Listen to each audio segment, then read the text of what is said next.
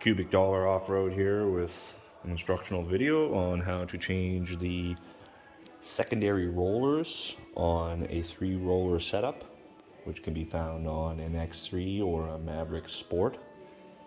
First thing we got to do is take the cover off. There's 11 bolts on the X3 model.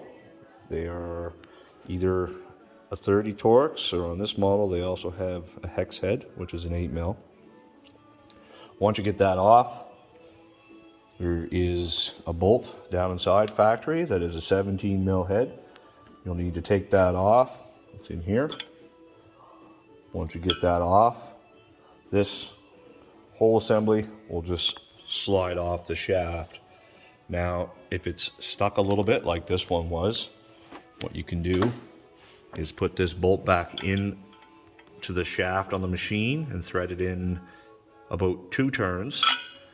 Then you can take your belt tool, thread that in to your secondary. Once that's threaded in, you can take a bolt. I believe it's the same pitch as the original bolt that it comes with. I stripped mine out, so I had to replace it with a new bolt. But it should fit right down the middle. It's threaded on that. So once you put that on, and this bolts in a couple of threads, you can screw that down and that'll break that free. Once that breaks free, take this back out, take this bolt back off, and then this will come right off. As you can see, this one has a broken roller in there. So we're gonna replace them all using our puller. You can, on the ends, it's convenient, you could mount it to a wooden bench. For me, it's just as easy to clamp it in my vise. You put this first piece in, then you're going to take this piece, and you're obviously going to thread that down inside until that's threaded in there, basically flush with the bottom. Once that is in, you're going to go ahead and tighten this nut up real good so nothing moves while you're working on the clutch, because you do not want this shaft to turn when you're loosening this. You have to make sure that this doesn't turn so it doesn't pop out of this bottom. It should stay if you lock this down tight enough, but we're going to want to watch and make sure that this doesn't turn when we're loosening this screw to release the spring tension. Once that's nice and tight, I'm going to take the secondary, drop it down on to the tool, take this part, that on, and the washer on,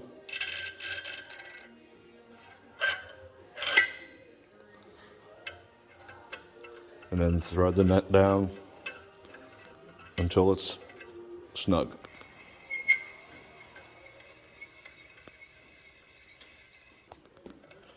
This just has to be snug. It doesn't have to be super tight, just snugged up. You don't want it too tight. Now we're going to go ahead and pop these 3 bolts out here. Just like the belt box cover, you can either use a T45, but why would you do that when you can use a 13mm? We're just going to pop them out.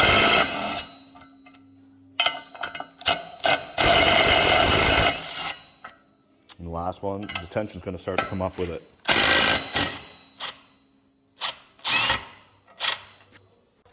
This one's actually stuck a little bit. I'm just going to take a rubber mallet and give it a tap and try to break it free. That one was stuck good. I had to tap on the bottom there a little bit with a hammer.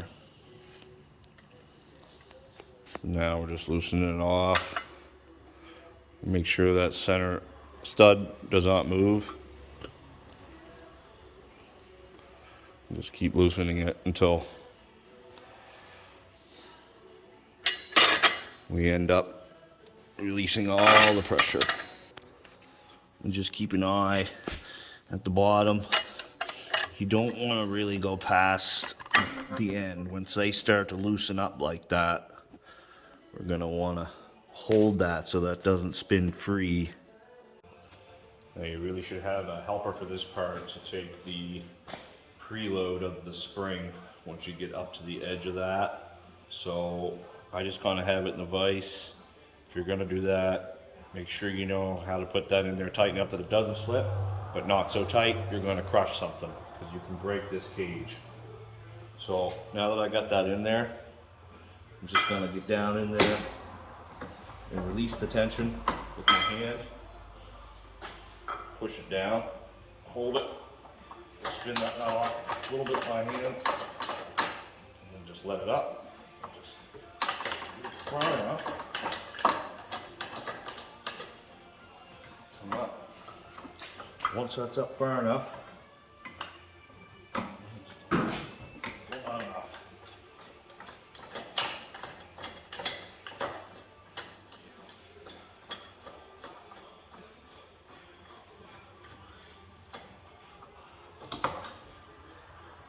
And there we go. Tension's off it now. Just finish screwing that off.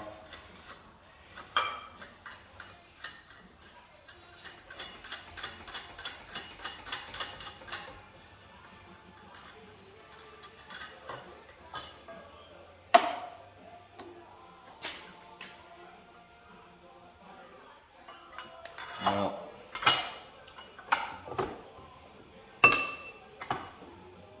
you pay attention where your spring is in. This one's in number 2 before you pull that all apart.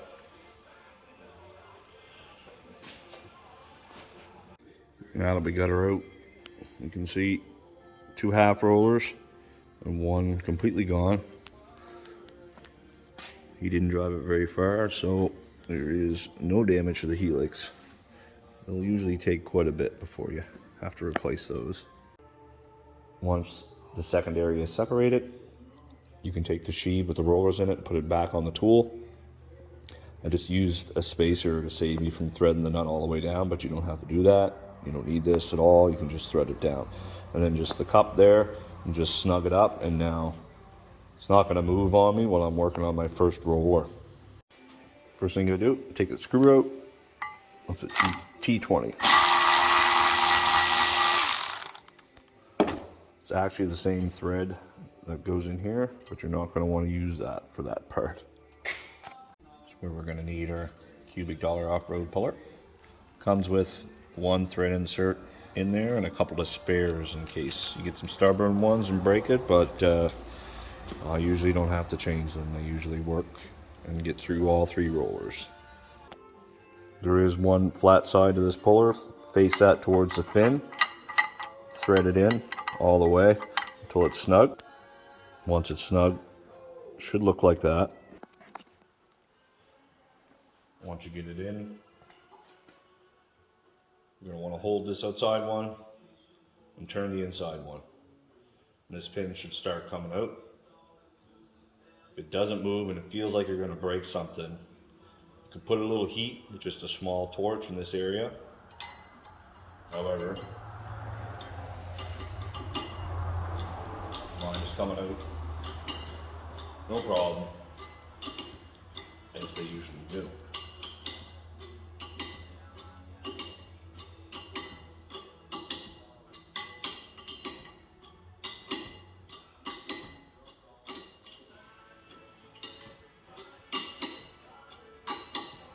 You should be fairly mechanically inclined if you're going to attempt this job.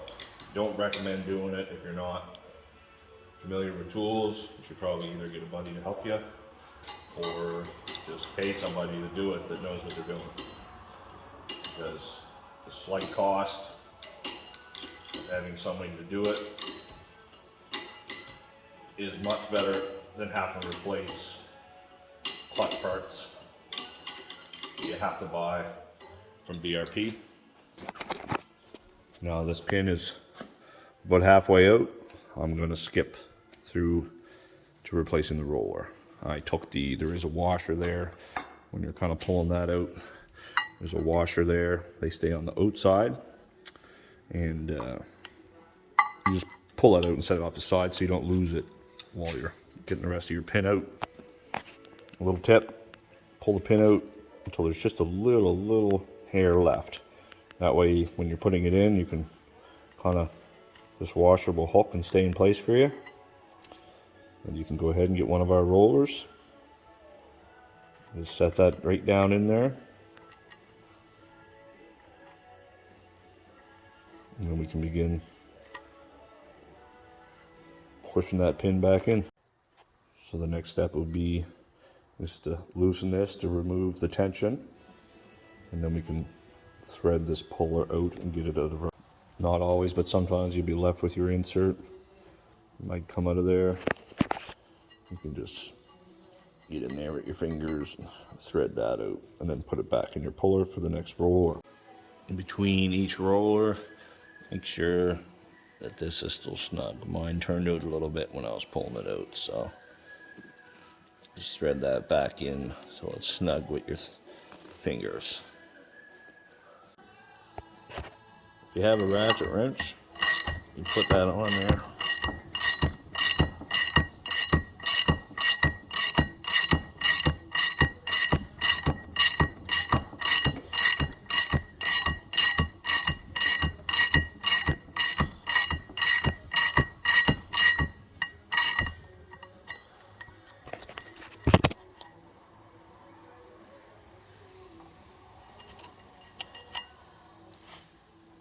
It does come with spare inserts. You can see them in the bag, the two black ones. These are just my screws I took out of the secondary. But as you can see, I only needed to use one to pull all three rollers. For this part, you're going to need a helper, a wooden bench or a piece of wood or something. Hold that, prevent damage. Brass or copper drift. Washer goes on first against the outside. Put your roller in and get your helper to hold it in place while you tap it back in.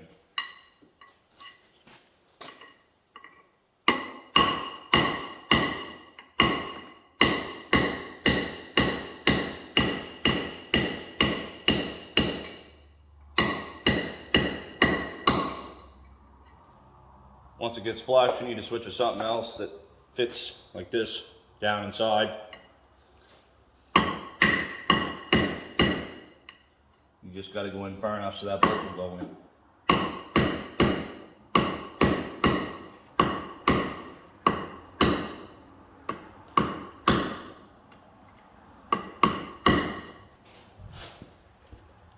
You got to keep checking it.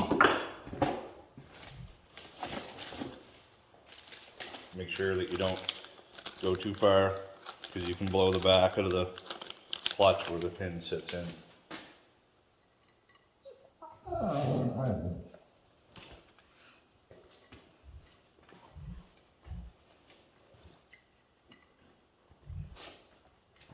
Once they're in far enough, that'll screw in. So I thought I'd clarify the punch. I was talking about the fits inside. It doesn't go down, so you want it just to go inside there so that you don't damage the threads, but you don't want to be on the outside because you might hit the aluminum on the way in. So you want something that just fits in there just right. Once it's in all the way, this screw will go in and just snug it up. Doesn't have to be real tight, just snug. And then you get your one new roller in there. Repeat that for the other two. Now that all three rollers are in, you put it back together. Start with your spring cup. It's down in there. Make sure you got your spring in your right hole. This one was in two. There is a hole down in there that goes down inside.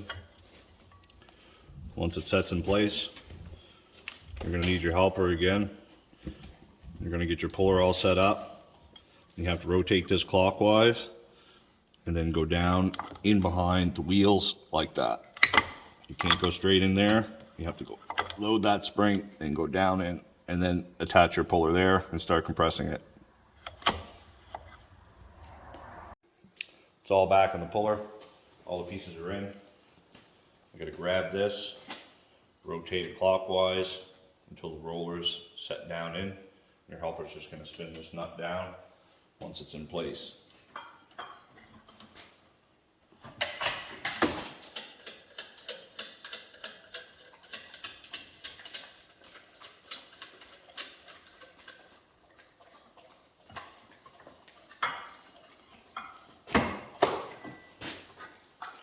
Once you get to that, it's down and past the rollers. You can't see it, but there is an arrow right there that lines up with this arrow. And then when we put our bolts in, there's another arrow on this side. Everything will line up.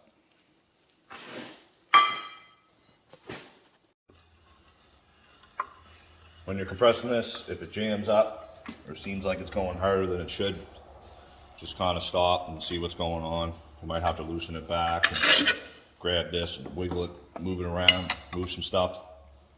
It shouldn't be that hard to compress that little spring. Now I've got it in here, you can see that it's bottomed out. I'm just going to check to make sure that my arrows are lined up, which is here. So it may not be perfect, but it's basically off by about an inch, so they are pointing the right way. Once you get to that point, it's recommended that you put blue Loctite on these, a little dab on each one, and then install them and torque them to 45 foot-pounds.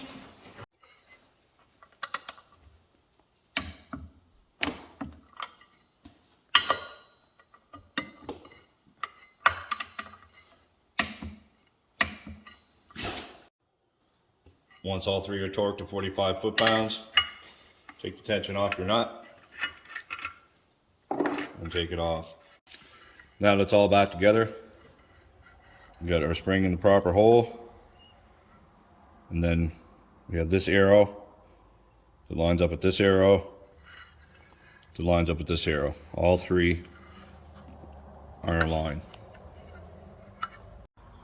So put it back together. Can-Am recommends that this bolt be replaced. It's holding this to the machine. So you can get this bolt from us, take the washer off, discard the Can-Am bolt, put it on our bolt.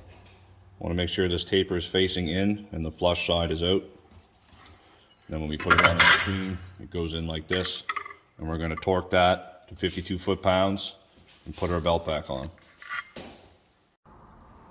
One thing to make sure of is when you're reassembling and you have this sitting down like this, just make sure that this spring, it's oriented so that this spring is not in there, because it will push your spring back some. So just kind of make sure that it's sitting like this and not on top of it. The new bolt you get from us is a 15 mil head, not a 17. I like to use a shallow socket, a short extension to get that started in there. It's kind of down in there a ways once you get it started.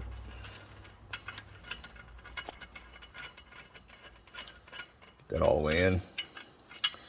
Torque it to 52 foot-pounds. You probably have to get a helper to hold that in place. I find is the best way to prevent the possibility of damage. My bolt's torqued to 52 foot-pounds. Got my new belt on. Spin it like that. Back and forth. It gets all the way out.